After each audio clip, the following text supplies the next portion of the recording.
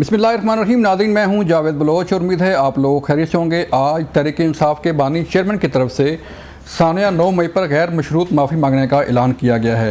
ये माफ़ी क्यों मांगी जा रही है, इसका बैकग्राउंड भी हम आज डिस्कस करेंगे कि वो चाहते क्या हैं। एक तरफ तो वो माफ़ी मांगने से मुतल्लिक जो है उन्होंने ऐलान किया और दूसरी तरफ वो फरमा रहे हैं कि CCTV फुटेज जो है वो फराहम की जाए। जो CCTV फुटेज में लोग हमारे अगर तहरीक इंसाफ के लोग पाए गए तो उन्हें पार्टी से बाहर निकाल करूँगा। इस पर बात करने जा रहे हैं और फिर हम बात करेंगे कि इलेक्शन तरमीमी बिल जो है वो कौमी असम्बली सेनेट पाकिस्तान से पास होकर सदर पाकिस्तान के पास चला गया और वहाँ से भी हमारे ज़राए बता रहे हैं कि सदर ने भी इस बिल पर दस्तखत कर दिए, कानून बन गया है। लेकिन तहरीक इंसाफ ने ये बिल आज चैलेंज कर दिया है। एक तरफ तो तहरीक इंसाफ ने ये बिल चैलेंज किया और दूसरी तरफ जो है इलेक्शन कमीशन ऑफ पाकिस्तान भी रिव्यू पिटीशन में चला गया है और उन्होंने इस्तः किया सुप्रीम कोर्ट से कि जो 12 जुलाई वाला फैसला है उस पर नज़रसानी की जाए, उसमें कोई जो है वो रद्दबदल की जाए या उनकी जो रेमेडी है उस पर बातचीत की जाए।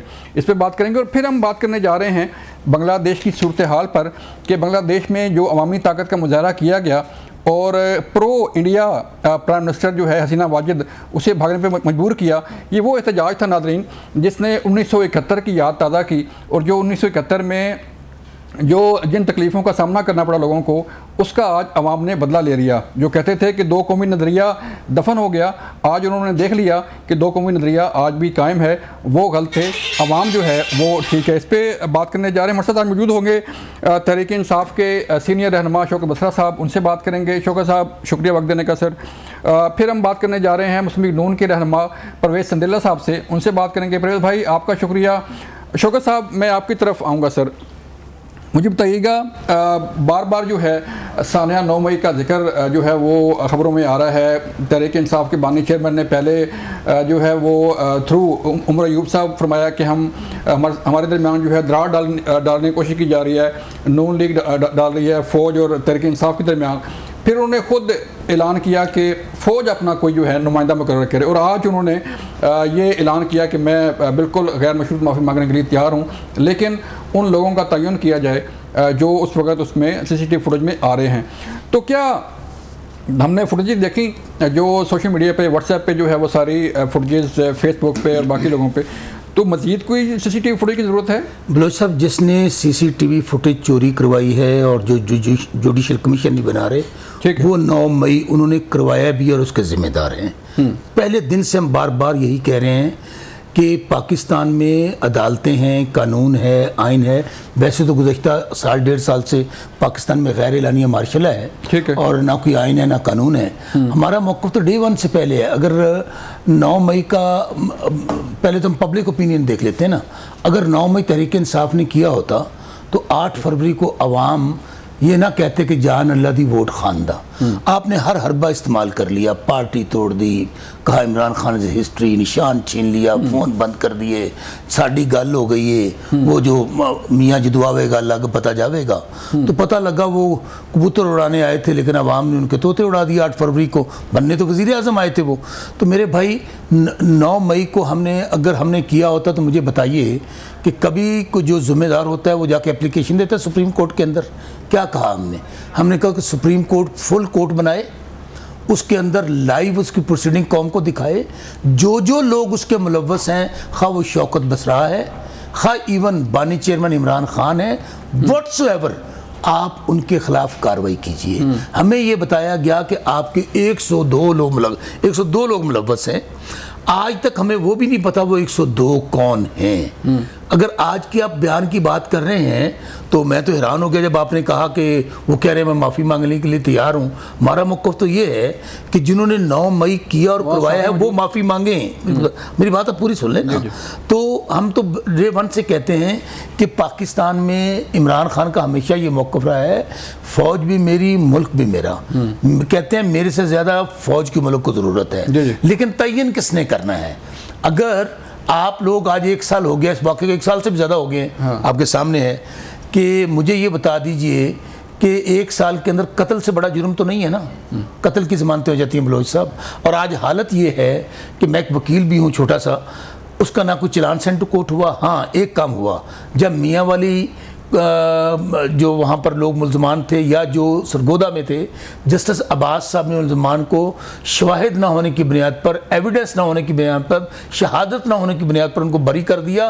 उसके बाद क्या हुआ, वहाँ पर नामालूम गए, उन्होंने उन्हें कहा कि अपना फैसला वापस लें। उन्होंने फिर लेटर लिखा chief justice Lahore high court को, शहजाद साहब को, कि जिनको फिर आपको पता है कि फौरी तौर पे सुप्रीम कोर्ट बुला लिया गया कि जी हमारे अंदर मुदाखलत हो रही है। हम तो डे वन से कहते हैं कि ये मुल्क है तो सब कुछ है, सबसे पहले पाकिस्तान। और ये नहीं हो सकता कि इमरान खान जो इस वक्त वाहिद फेडरेशन का लीडर है, जो 90% पाकिस्तान को रिप्रेजेंट करता है, जिसके साथ पूरा पाकिस्तान खड़ा है, मुझे बताइए, जिसके साथ पूरा पाकिस्तान खड़ा है, हम इदारों पे हमला करेंगे? हम चाहेंगे हमारी फौज कमजोर हो? वो तो खुद कह रहे हैं कि अपना जीएचक्यू के सामने एहतजाज किया जाए, कंट्रोलमेंट बोर्ड के सामने जो है। आप मुझे बताइए कि क्या किसी कानून और आइन में ये लिखा है कि आप जीएचक्यू आगे पुरअमन एहतजाज नहीं कर सकते? वो पुरअमन था। आप मुझे क्या, आपके लोग गए थे वहां? आप जो मेरी गुजारिश सुन लें, जो हमारे लोग गए थे, आज मैं उसी भी अब दोबारा फिर क्या आ जाता हूँ। आज की जो बात आप कोट कर रहे हैं, एक तो प्रॉब्लम ये होता है चूंकि खान साहब जेल के अंदर हैं, अब जब जो भी कोई बाहर आता है वो अपने हिसाब से कोई ना कोई स्टेटमेंट देता है। लेकिन मैं अगर आपकी बात मान लेता हूँ, खान साहब ने आज भी क्या कहा, अगर आपकी बात दुरुस्त है या ये बात कही है, उन्होंने कहा दिखाएं मुझे सीसीटीवी फुटेज, जो हमारे लोग अंदर थे आप उनको सजा दें, कार्रवाई करें। हम तो बार बार कह रहे हैं लोग साहब। चलें नून लिख से परवेज साहब, आप बताइएगा सर, हम आपने भी फुटेज देखी, मैंने भी फुटेज देखी, और हमारे पास खुद व्हाट्सएप में जो फुटेज आती रही सानिया 9 मई की, 9 मई वाले दिन की, तो शौकत साहब तो कहते हैं वो हम थे ही नहीं और ना हमने किया है, और ना तहरीक इंसाफ के बानी चेयरमैन साहब जो है वो मानने को तैयार हैं कि ये हमारे लोग थे ही नहीं। Thank you very much Basra साहब, आपका भी सीनियर हैं आप हमसे, बड़ी रिस्पेक्ट और इज्जत के साथ, और बलोच साहब आपको भी सलाम। मैं आपको एक बात बताऊं, हमारे कॉलेज के ज़माने में, बल्कि यूनिवर्सिटी के ज़माने में ना, आपको पता है 4-1 बजे 5 बजे सारे हॉस्टल से लड़के निकलते हैं और वो किसी अच्छी जगह बैठ के चाय पीते हैं और गप्पे शप्पे लगाते हैं। ये मैं 35 ईयर बिफोर मतलब बात कर रहा हूँ। तो जो हमारे कॉलेज के नज़दीक कैंटीन थी, वो जो खान साहब थे ना, वो उस वक्त पंजाब की पूरी सियासत, मंजूर वट्टू से लेकर मियाँ मुश्ताक से लेकर नवाज शरीफ, वाई, और कभी कभार अमेरिका के बारे में भी हमें बहुत अच्छी इंफॉर्मेशन दिया करते थे। हम उनके पास जाते थे चाय पीने के लिए, ठीक है, दुनिया जहान की वो बातें कर लेते थे, दुनिया जहान का वो काम कर लेते थे, लेकिन उनको चाय बनानी नहीं आती थी। बसरा साहब मेरे बड़े भाई हैं, ये आपको पूरे जमाने की सैर करवा देंगे, स्वाय 9 मई के उस वाकये की जो उस दिन हुआ, ये नहीं बताएंगे, उस तरफ नहीं आएंगे। अच्छा, अब मुझे जरा ये बताएं कि जो वीडियो आपने देखी, मैंने देखी, आपने अपने टीवी चैनल पे चलाई, डॉक्टर यास्मीन राशिद साहब के जो अल्फाज हैं, क्या उनके मुंह में वो मैंने डाले थे, किसी फौजी ने डाले थे, किसी नून लीग वाले ने डाले थे? अच्छा, उसके बाद जो अबाद फरूक साहब जो आज तक जेल के अंदर है, क्या उन्होंने जो कहा था, उन्होंने कहा था कि आज खत्म हो जाएंगे, बाहर नहीं निकलेंगे? उसके बाद जो सनम जवेद और फलक जवेद साहिबा ने जो अल्फाज कहे थे उन फौजी भाइयों के लिए, हमारे पैसों पे पलने वालों के लिए, आज हम इनको दिखाएंगे रेड लाइन क्रॉस कर दी है, इसलिए खान को उठा के लेके गए इन्होंने, माँ बहन, अब मैं वो लफ्ज नहीं यहाँ पे इस्तेमाल करता, बट वो सारे फोटोज मौजूद हैं। मुझे जरा ये बताएं, जी यूके में ये जो लोग आप लोग सुनते हैं कि उन्होंने एक दिन के बाद 15 साल के बच्चे को उठाया जो पानी की बोतलें और दूसरी बोतलें उठाकर लेके गया था, तो 24 घंटे में जो 11 साल की सजा दे देते हैं, तो कौन से सबूत होते हैं? वो कहां से सबूत आते हैं? 24 घंटे के अंदर अंदर कोई मुल्क, उसकी अदालतें एक्शन लेती हैं, और जिन्होंने वो सब कुछ किया होता है वो उठाकर जेल में फेंक देते हैं। किधर से सबूत आते हैं? वो फोटेज ही होते हैं ना, जो मैं और आप दिखा रहे होते हैं, जो मुझे और आपको नजर आते हैं, लेकिन बानिए पाकिस्तान को वो फोटेज नजर नहीं आए। अच्छा, उन्होंने एक और गेम खेली है। आज उन्होंने किया क्या? उन्होंने कहा जो मेरे जितने अरकान वहां पर मौजूद होंगे, मैं सबको पार्टी से निकाल दूंगा अगर मुझे, मतलब अभी भी वो अपने आप पर नहीं ले रहे, माफी मांगेंगे हल्की फुल्की, और उसके बाद करेंगे क्या कि उन लोगों को जिन्होंने ये सब कुछ किया है, ये मेरे बंदे नहीं है, अगर हैं तो मैं इनको पार्टी से निकालूं। बलोच साहब, असल गाल जड़ी है ना, असल जड़ी लड़ाई है, वो मैं बताता हूं सादे लफ्जों में आप। अच्छा। असल लड़ाई खान साहब की एक फ्रिज है, आज उनको एक फ्रिज दे दें, 9 मई क्या, माफी क्या, दुनिया भर की वो बात मान लेंगे। रोला एक फ्रिज है, जदों दे दोगे लड़ाई खत्म हो जाएगी, जो मैं कह रहा हूं। इससे अब वो एग्री करे ना करे वो उसकी मर्जी है, टोटल लड़ाई एक फ्रिज की है सरकार। क्योंकि जारी बात है, वो DGISPR ने भी जो अपना मौक़िफ़ दोहराया था कि जो हमारा मौक़िफ़ 7 मई का है, उसी मौक़िफ़ पर कायम है। मुझे यहाँ एक ब्रेक लेनी है परवेज साहब, फिर आते हैं ब्रेक के बाद, मिलते हैं ब्रेक के बाद।